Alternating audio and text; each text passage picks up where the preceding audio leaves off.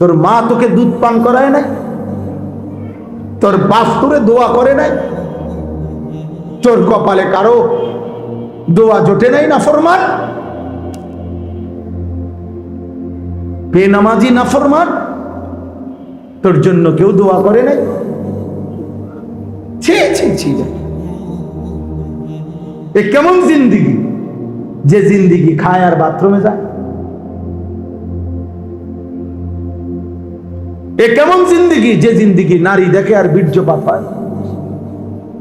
ঠিক ঠিক এই জীবনের উপরে থুতু, থুক এই জীবনের উপরে, থুতু এই জীবন, ঠিক এই জীবনের এমন পড়ালেখার উপরে থুতু বেটা, এমন সম্পদের উপরে থু। আল্লাহ ভুলে দেয় কেমনে? সৃষ্টিকর্তা ভুলে যায় কেমনে? আল্লাহ ভুলে কেমনে?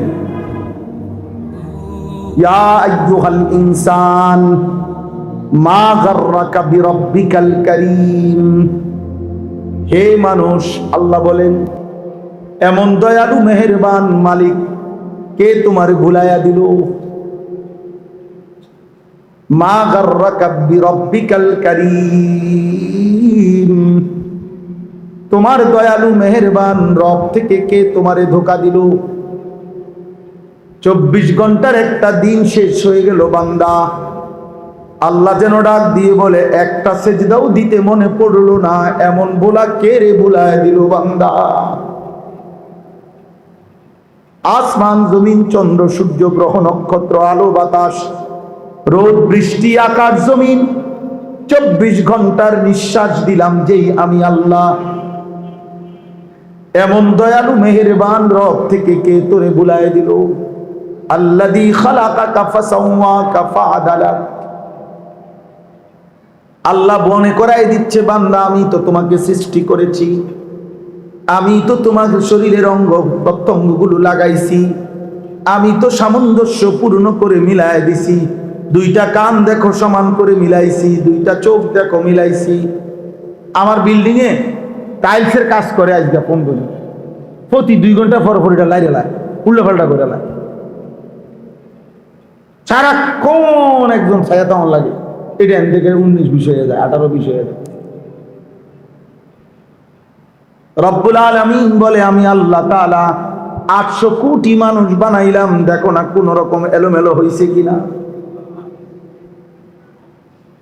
চোখের জায়গায় নাক লাগায় ফেলছি, নাকের জায়গায় চোখ লাগাইছি, হয়েছে কিনা দেখো।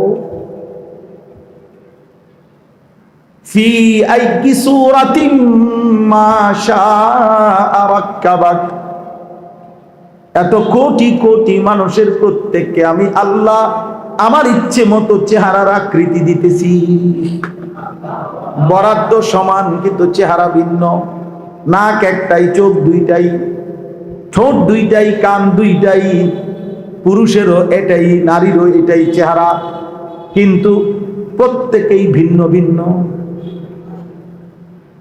সুবহান। এক মায়ের 5 সন্তান, গর্ভ এক, বাপ এক মায়ের, কিন্তু 5টা ছেলের চেহারাও ভিন্ন, চলার হাঁটাও ভিন্ন, গলার আওয়াজও ভিন্ন। রাত 2টা বাজে যদি 3 নাম্বার ছেলে আইসা ডাক দেয় মা, মা বুঝে 3 নাম্বার ছেলে আনিস। রাতের 4টায় যদি বড় ছেলে আইসা ডাক দেয় মা, মা বুঝে বড় ছেলে মাহবুব, আমার বড় ভাইয়ের নাম। রাত গভীরে যদি মেজো ছেলে আইসা ডাক দেয় মা, মা বুঝে আমার মেজো ছেলে হাবিব। গলার আওয়াজ ভিন্ন ভিন্ন, হাঁটার চলা ভিন্ন ভিন্ন, চেহারার রং ভিন্ন ভিন্ন, গঠন ভিন্ন ভিন্ন। আল্লাহ বলেন এমন মালিক বলে কেমনে রে বান্দা, এমন দয়ালু রব বলে কেমনে বান্দা? বলো না ভাই। এই জন্য এখন উঠে দাও, আমি অনুরোধ করি, বেনামাজি নাফরমান এখন উঠে দাও, যাও বাইরে যাও, বাইরে হয়ে যাও। আল্লাহর ঘরে ঢুকলি কেন বেটা? এই নির্লজ্জ বেহায়া, আল্লাহর ঘরে ঢুকলি কেন? আল্লাহ যদি ফেরেশতা দিয়ে আসার দেয় এখন এই পাও যদি অচল করে দেয়, চোখ যদি অচল করে দেয়, পারে না? পারবেন না?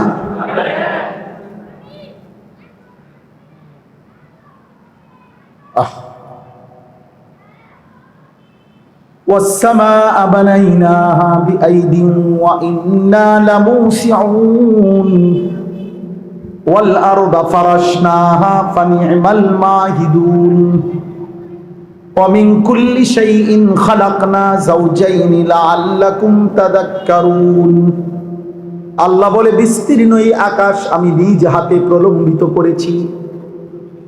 আল্লাহ বলেন, নিজ হাতে আমি আল্লাহ বিছানার মতো এই জমিন বিছাইছি। আল্লাহ বলেন, নিজ হাতে আমি প্রত্যেকটা সৃষ্টি জোড়ায় জোড়ায় বানাইছি। অতএব ফাফিরু ইলাল্লাহ, আল্লাহ বলে, বন্ধু আমার সব বান্দাদেরকে ডাক দেন, সব ছেড়ে বান্দা আল্লাহর দিকে দৌড়ায় আয়। ফাফিরু ইলাল্লাহ, আপনি ডাক দেন বন্ধু। একটা একটা মানুষকে বলেন, বান্দা আল্লাহরে ছাইরা যাইস না। সেদিন আমার মাদ্রাসার এক ছেলে উর্দু জামাতে আমাদের মাদ্রাসার থেকে নুরানি পড়ছে, নাজেরা হেফজ পড়ছে, কিতাবখানায় ঢুকছে। প্রায় 8 বছর ধরে সে পড়ছে। বন্ধুদের কোনো আড্ডায় কোনো কারণে হঠাৎ আজকে 1 মাস সে আর পড়বে না, দুষ্টামি করে বাড়ি। বহুত কষ্ট করে তার মা ওই দিন আনছে মাদ্রাসা। তো উস্তাদ আমার কাছে নিয়ে আইছে, বলছে হুজুর ওর মা কাঁদতেছে, অফিসে খুব কাঁদতেছে মহিলাটা, ছেলেটা মাদ্রাসায় পড়বে না কয়। এরপরে আমি আমার এমন মায়া লাগছে মহিলার কান্না শুনে, পরে আমি ওই ছেলেরে জড়ায় ধরে কইলাম, আব্বা কই যাবি? আল্লাহরে ছাইরা যাইবে কই বাপ? এই মালিকের জমিন ছেড়ে যাইবা কই? 7 আসমানের ওই মাথাত গেলেও তো আল্লাহই, 7 তবক জমিনের নিচে গেলেও তো আল্লাহরই জমিন। কোথায় যাইবা আব্বা? আল্লাহরে ছাইরা যাইও না। মালিকের দয়া হইছে আলহামদুলিল্লাহ। আমিও খুব আবেগ দিয়া তারে বলছিলাম, বাবা আল্লাহরে ছাইরা যাইস না বাবা। আশ্চর্য, আল্লাহর দয়া হইছে, বরকত হইছে। ওই ছেলে মারের সাথে সাথে গিয়ে কইছে, আমি থাকতাম না, আর যাবো না মা। ফাফিরু ইলাল্লাহ, আল্লাহ বলে, বান্দা একটা দৌড় দিয়ে আমি আল্লাহর কাছে আসো। ইন্নী লাকুম নাযীরুম মুবিন, আল্লাহ বলে, বন্ধু আপনি বলেন, দুনিয়াবাসী আমি আল্লাহর পক্ষ থেকে তোমাদেরকে সুস্পষ্ট ভয় দেখাচ্ছি, জাহান্নামের ভয়, আখিরাতের ভয়, কবরের ভয়, পরকালের ভয়। আল্লাহ বন্ধুকে বলছেন, ইন্নামা আনতা নাযীর ওয়াল্লাহু আলা কুল্লি শাইইন ওয়াকিল, আপনি হচ্ছেন ভয় প্রদর্শনকারী বন্ধু, আর আমি হচ্ছি ফয়সালাকারী, আমি জিম্মাদার, আমি ওকিল। আমি আমার বান্দার ব্যাপারে সিদ্ধান্ত দেব, আপনি শুধু ভয় দেখান, বলেন, আপনি বলেন, ফয়সালা দেব আমি। আপনি আহ্বান করবেন, দাওয়াত দিবেন, আপনি সিদ্ধান্ত দেব আমি। সুপারিশ করবেন, আপনি সিদ্ধান্ত দেব আমি। কে? আল্লাহু আলা কুল্লি শাইইন ওয়াকিল। আল্লাহ কোরআনে বলেন, মা ইয়াফালুল্লাহু বিআযাবিকুম ইন শাকারতুম ওয়া আমানতুম। আল্লাহ বলে, বান্দা শুনো না, বান্দা তুমি যদি আমার একটা সেজদা দাও, আমার শুকর আদায় করো, আমি আল্লাহরে যদি মেনে নাও, আমি কেন তোমারে আযাব দেব বলো না বান্দা। মা ইয়াফালুল্লাহু বিআযাবিকুম, কি লাভ হবে আমি আযাব দিলে বান্দা তোরে? কেন দেব রে বান্দা? যদি আমাকে সেজদা দাও, যদি আমি আল্লাহকে মেনে নাও, আযাব দেব কেন? আচ্ছা, এর চাইতে মায়ার কথা কি হইতে পারে? এমন এমন দরদ মাখা কথা সৃষ্টিকর্তা আল্লাহ, যার হাতে সব কিছু, যার এই সব মালিকানা, যার 1 সেকেন্ডের 1,00,000 ভাগের 1 ভাগে আমার জীবন শেষ, আমার নিঃশ্বাস বন্ধ হয়ে যাবে, হাদিসে আছে আল্লাহর নবী সাল্লাল্লাহু আলাইহি সাল্লাম বলেছেন, প্রত্যেকটা নিঃশ্বাস আল্লাহর কাছে একবার পৃথক পৃথক ঢুকবার সময় অনুমতি চায়।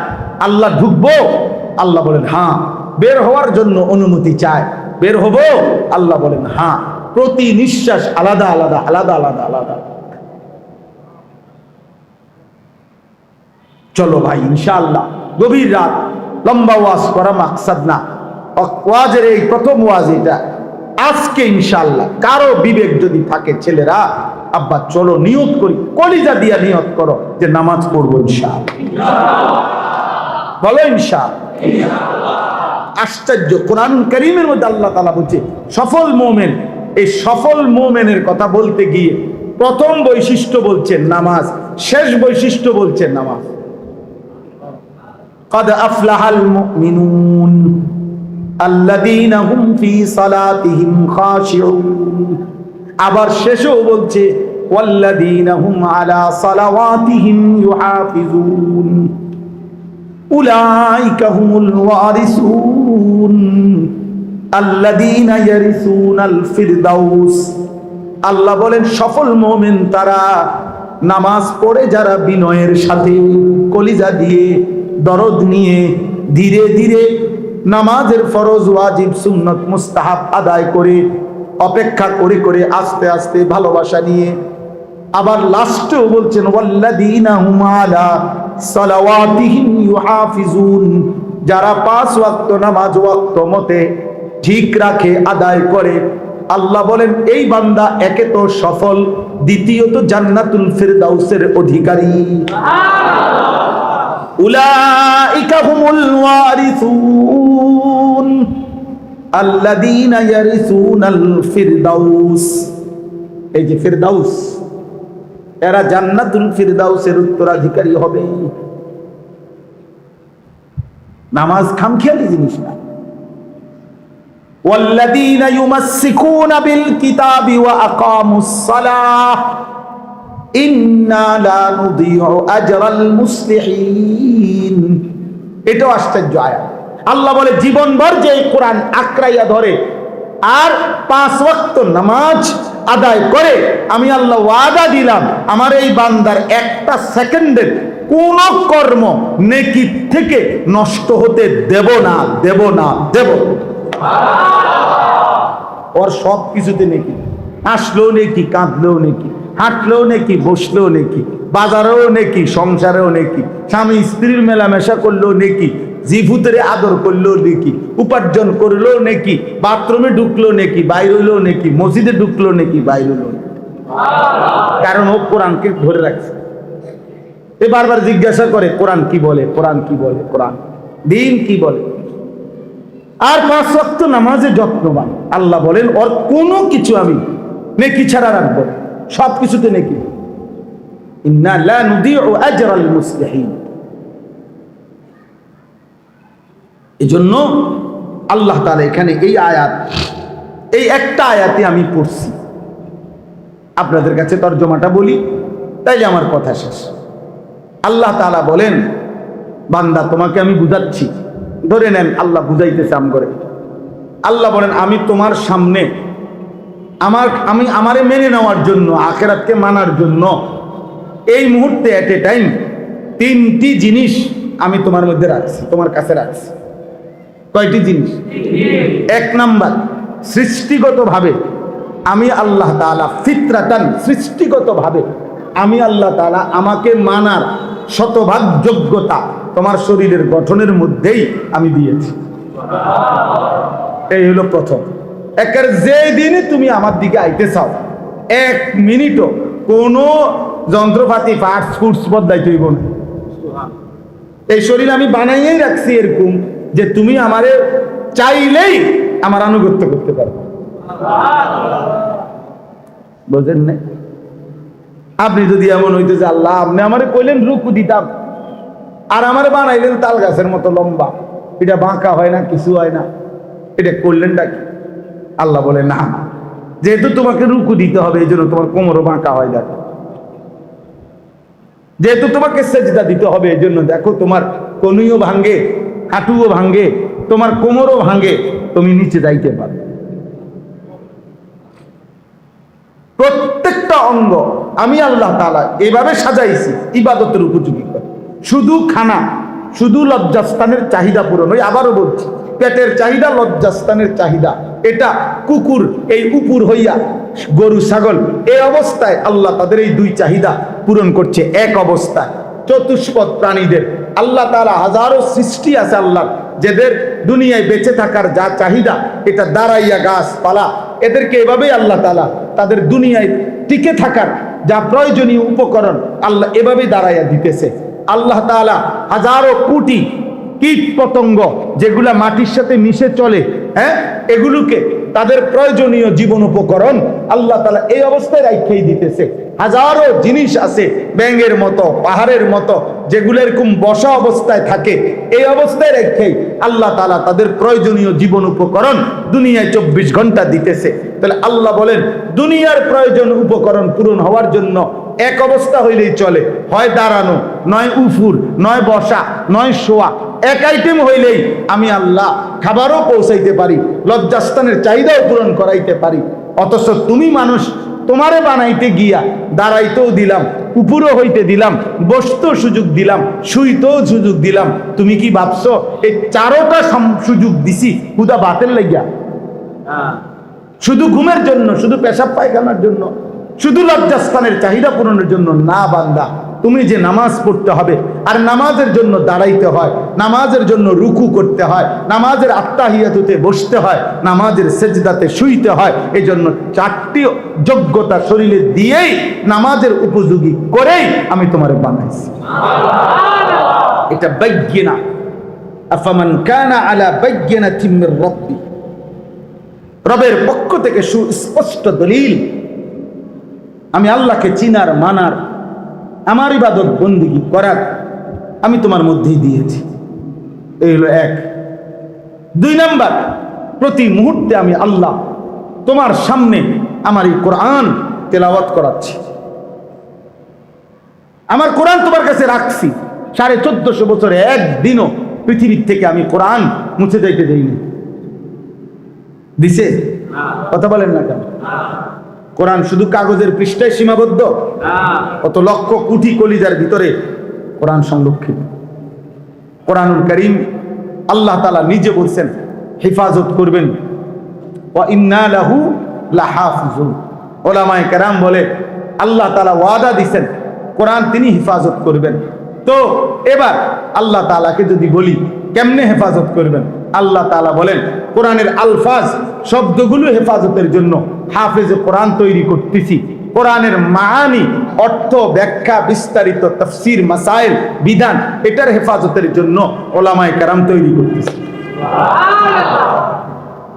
আলফাজের হেফাজত করতেছি, কোরআনের শব্দের হেফাজত করতেছি হাফেজে কোরআনের দ্বারা। কোরআনের মাআনি, কোরআনের অর্থ, ব্যাখ্যা, বিধান, তাফসীর, কোরআনের এগুলো বুঝানো, এটার হেফাজত করতেছি উলামায়ে কেরামের দ্বারা। উলামায়ে কেরামের আশ্চর্য হলো রাসূলুল্লাহ সাল্লাল্লাহু আলাইহি সাল্লামের হাদিস, সুন্নাহ, নবীজির জীবনের 23 বছরের যাবতীয় কথা, আচরণ, আমল, এইটাও তো আমাদের জন্য দলিল। দলিল কিনা? আল্লাহ যেহেতু বলছে আল্লাহ হেফাজত করবে, তো এই কথার দ্বারা এটাই বোঝা যায় যে ওইগুলো নবীজি সাল্লাল্লাহু আলাইহি সাল্লামের সুন্নাহ, হাদিস, এগুলো আল্লাহ হেফাজত করবে। তো সেইটার জন্য 2টা মাধ্যম রাখছেন। আল্লাহ বলেন যুগে যুগে আমি এমন হাফেজে হাদিস বানায় রাখছি, 1 লাখ হাদিস, 2 লাখ হাদিস, লাখ লাখ হাদিস যাদের কলিজার ভিতরে মুখস্থ, হুফাজে হাদিস, এগুলো আমি তৈরি রাখছি আমার বন্ধুর আলফাজের হেফাজতের জন্য। আবার আমার বন্ধুর সুন্নাহ, আমার বন্ধুর সিদ্ধান্তের আলোকে শরীয়তের মাসআলা দেওয়ার জন্য আমি উলামা, ফুকাহা, যুগে যুগে ফকিহ, উম্মতের ফকিহগণ, মুফতিগণ আমি আল্লাহ তৈরি করছি। তাইলে কোরআন হেফাজতের যথাযথ ব্যবস্থাপনা আমার ঐশী ব্যবস্থাপনা আছে, সুন্নাহ আমার বন্ধুর হাদিস হেফাজতের যথাযথ ব্যবস্থাপনা আমার কাছে আছে। তাইলে কি কারণে পথ হারাইলাম? কিয়ামতের দিন আল্লাহ জিজ্ঞেস করবে, বান্দা কি কারণে পথ হারাইলাম? মোল্লা মৌলবীর বিরোধিতা যারা করে কিংবা করছে কিংবা যাই করে, দিন শেষে দেখবে জিরু ছাড়া আর কিছু। জিরু ছাড়া। তোরে হেফাজত করে বেড়া হয়তো আমেরিকার তোর আব্বা, আর ওলামা তোলাবা এদেরকে হেফাজত করে তার রব আল্লাহ। বলে কি বেটা, কি আল্লাহকে কি মিলান? হ্যাঁ, এই জন্য কোন পেরেশানির কিছু। আমি একজন না থাকা, আমার মতো 1 লক্ষ আলেম না থাকা, আমার মতো 10,000 বক্তা না থাকা, এটা ইসলামের বৈশিষ্ট্যের মধ্যে, ইসলামের টিকে থাকার জন্য কিছুই না। কি কিছুই, এটা কোনো সমস্যা কিছু, এটা কোনো অসুবিধার কিছু না।